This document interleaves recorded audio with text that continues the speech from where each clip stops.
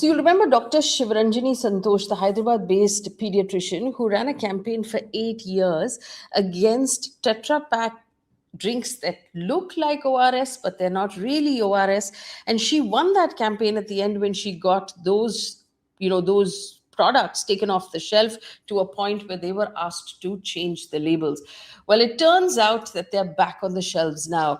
And the doctor will join us in a minute. But first, I want to quickly give you a breakdown of what this story is, right? Unfortunately, we have to start with talking about diarrhea. Now, in the 20th century in India, when food was not adequately heated or cooked, or there was contaminated water, a lot of times people would have diarrhea. And back then, there wasn't enough access to hospitalization.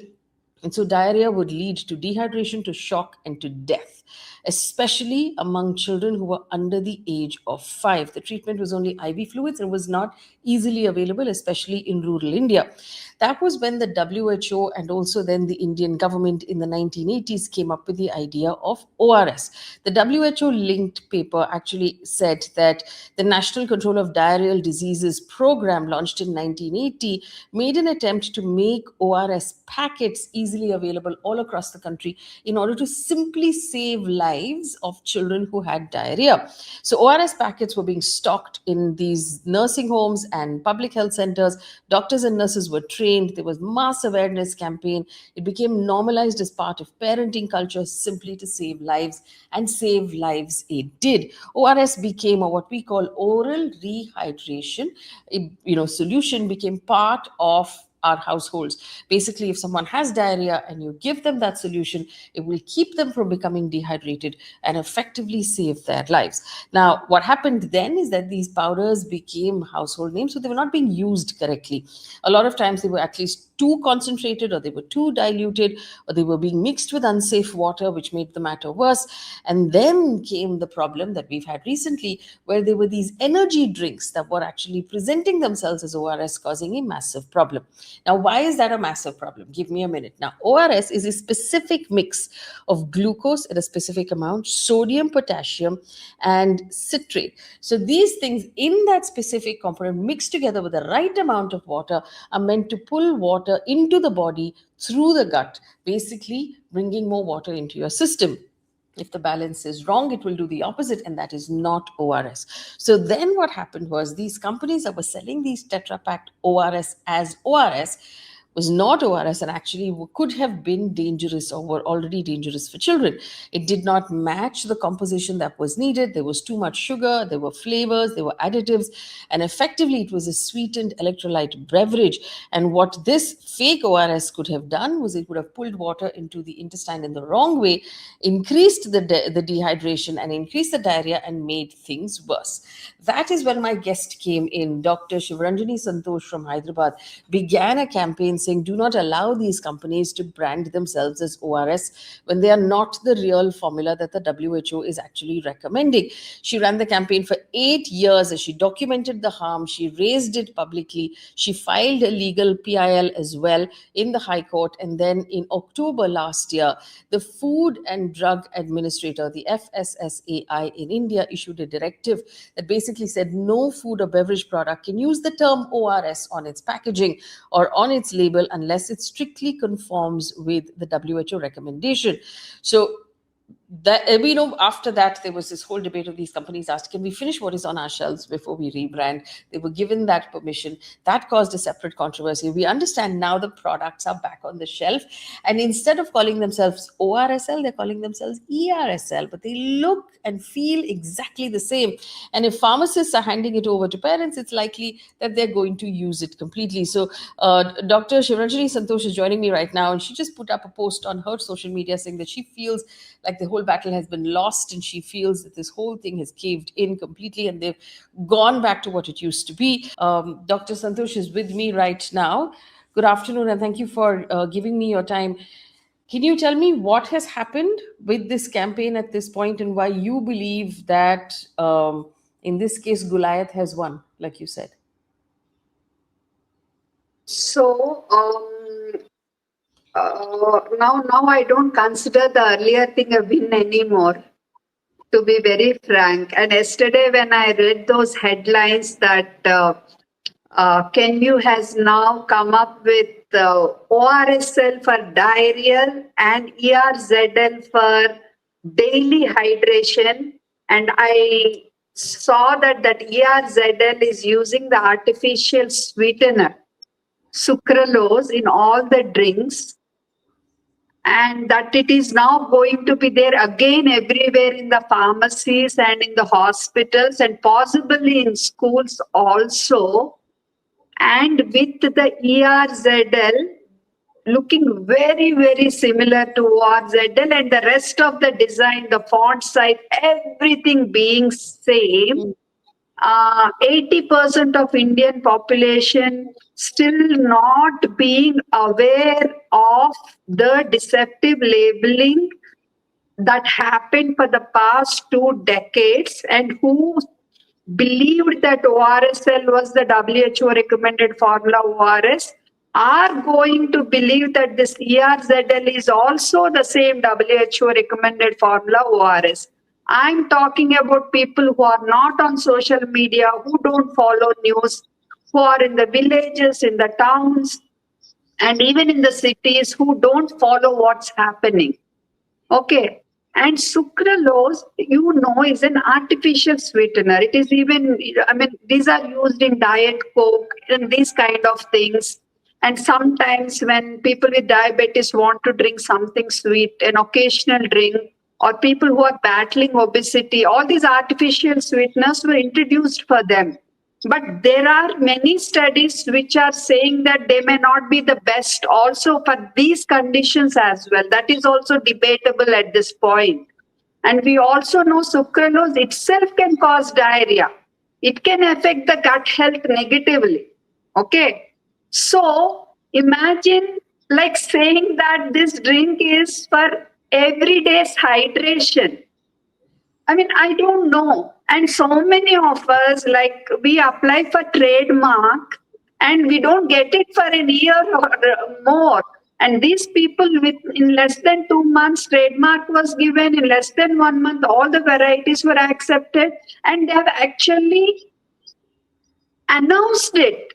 And I've written to FSSAI CEO, and we are going to write, like, whatever I had done before, I will continue to do. But it is really perplexing. And when I read that news, it was like I couldn't move.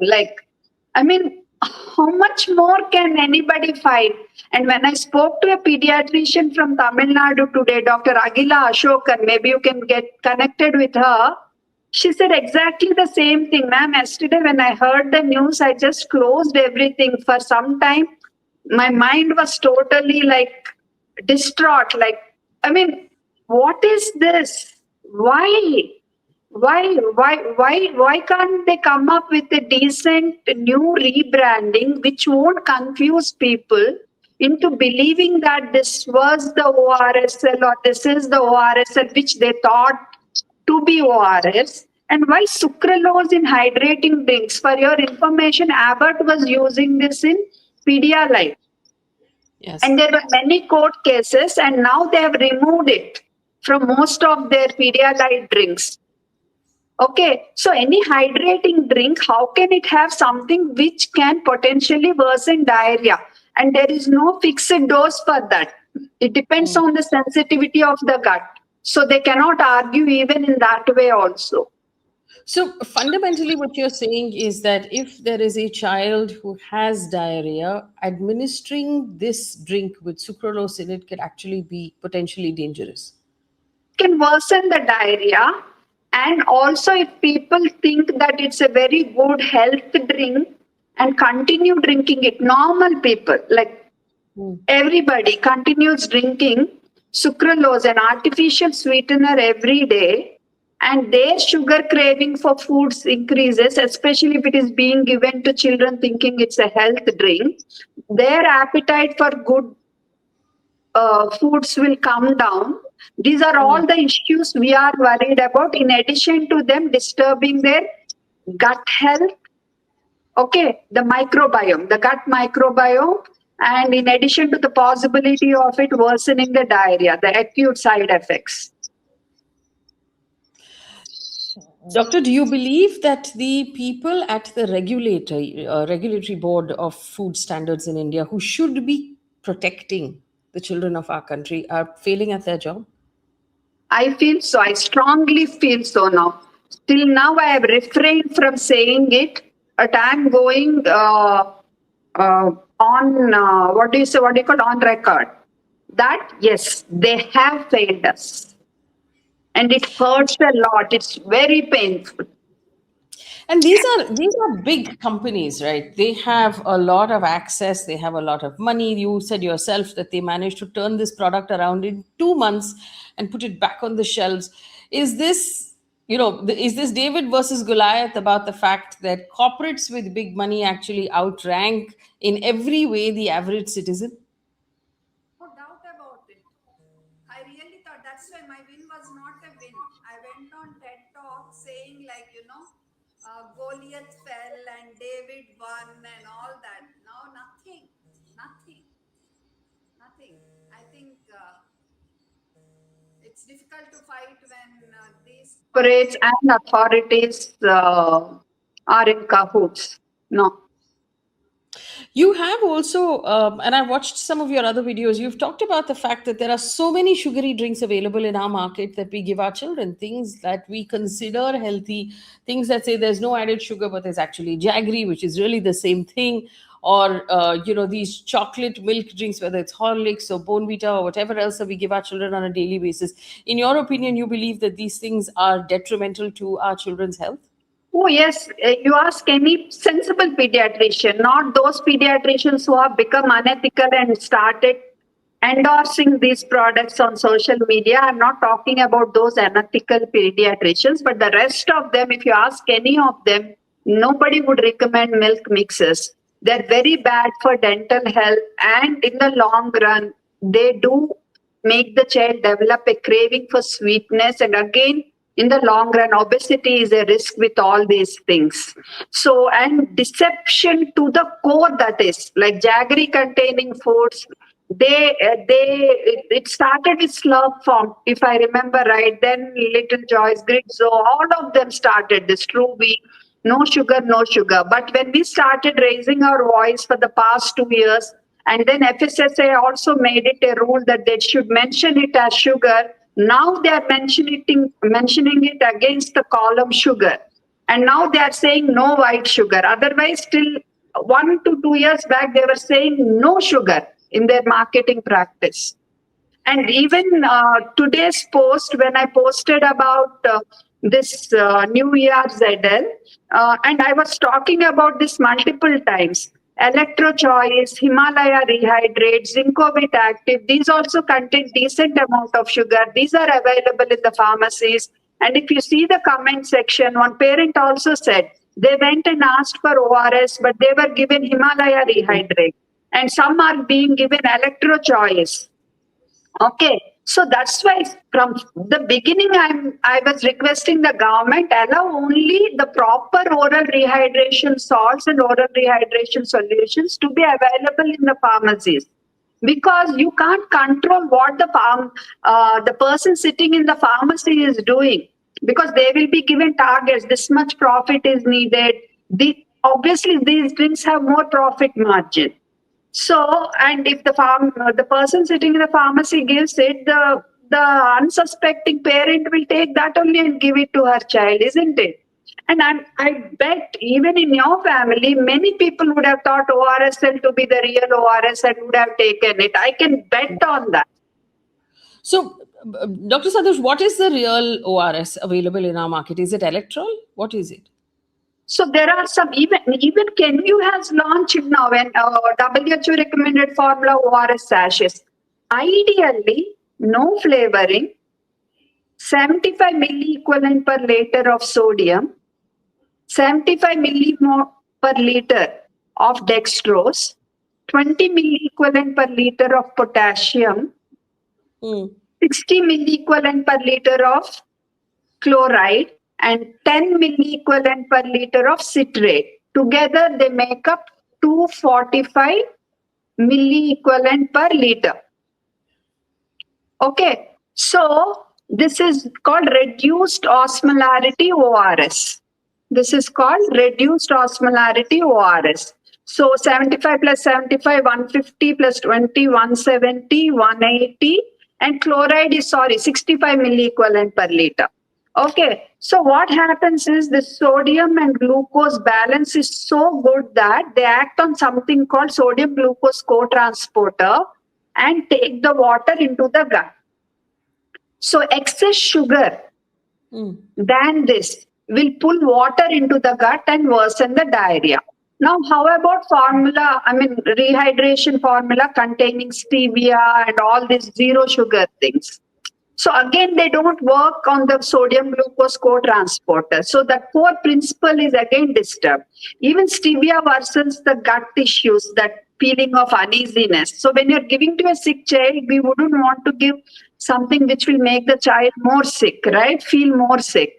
Okay, so but unfortunately, okay, we are having to agree to flavored ones also. And now we are okay with even flavor, I mean, Tetra packs also, at least, like maybe if it's easier for the child to drink.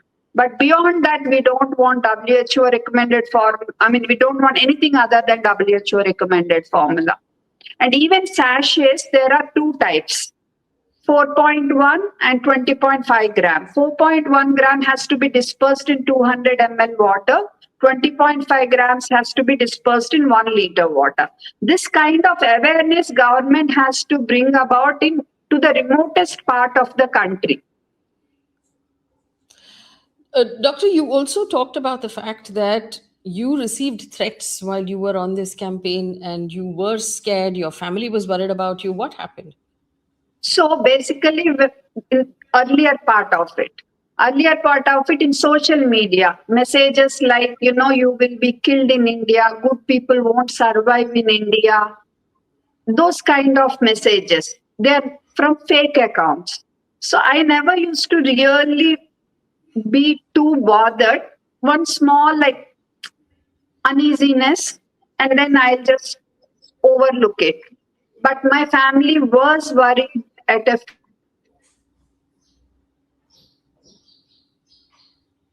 also realized Shivaranjani is not going to step back on this at any cost. And so they supported me, though they were a little apprehensive. But this time, when the trademark and everything happened so fast, that time more than the threat, I myself felt very uneasy. Like I was fighting against a corporate. Now, so easily they got the trademark, so easily they got the FSSAI permission. That means it's not just one company or two companies I'm fighting against. It's the whole, like the government, everybody.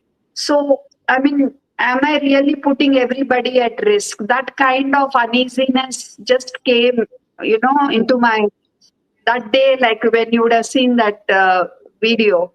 But again, I'm not able to just leave it. Just leave it. I'm not able to. I do want to ask you about Pediasure. A lot of pediatricians recommend Pediasure when children stop eating, especially toddlers don't eat as much as they should. What is your opinion on Pediasure, because it also contains sucrose? So it's not about my opinion.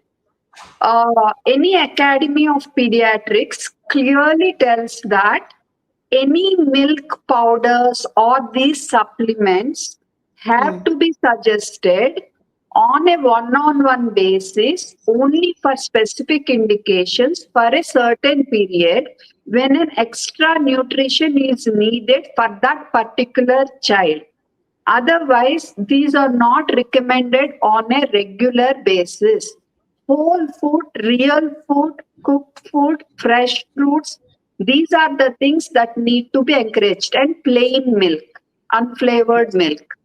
So if they are suggesting, then definitely on a regular basis, that is not the right thing. And doctor, you've been fighting this alone, and obviously the fight is not over. For the people who are watching this video, if they want to help you and support you, how do they do that? I want them all to write to the CEO of FSSAI about their objections. They would have heard me say what all are the problems. So they can write the letter and email to him, as well as I think it is CEO at fssai.gov.in. Okay, they can check online.